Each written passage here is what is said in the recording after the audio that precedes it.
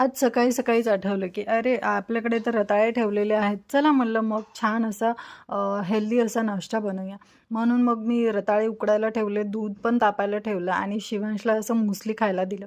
अगोदर कधी खाल्ली नव्हती त्यानी, आत्ता 2-4 वेळेसच खाल्लेली आहे. पण त्याला इतकी आवडते कारण त्याच्यात चॉकलेटचं फ्लेवर आहे.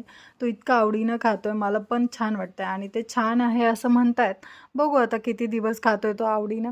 मग छान त्याला मुसली खायला दिली आणि मेन म्हणजे तो स्वतःच्या हाताने खातोय आणि मी चहा घेतला.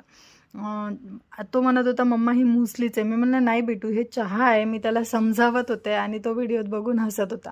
मग स्वयंपाकही करायला घेतला पटापट. अ, अ, हिरव्या टोमॅटो भेटले होते मला, तर हिरव्या टोमॅटोची भाजी, चपाती बनवली.